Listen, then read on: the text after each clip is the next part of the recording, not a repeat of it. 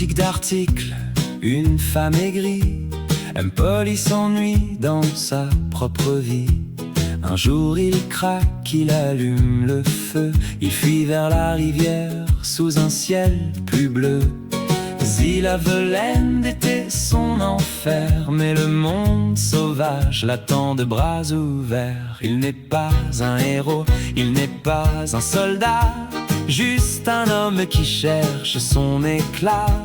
Oubliez les dettes et les mauvais mots, le voilà qui marche vers un air nouveau.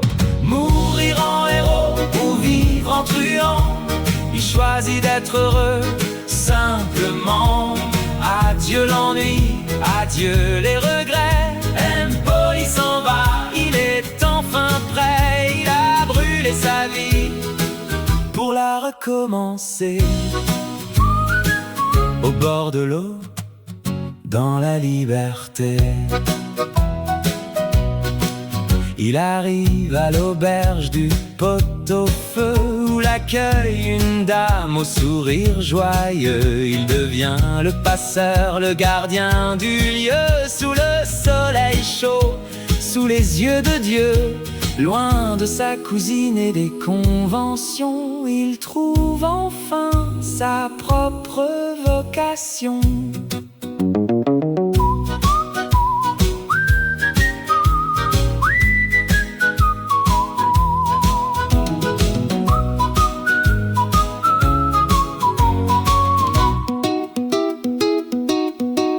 Parfois le passé revient le hanter, mais il sait maintenant comment l'affronter. Sa vie est une fable, son rire est son arme, contre la tristesse et contre les larmes.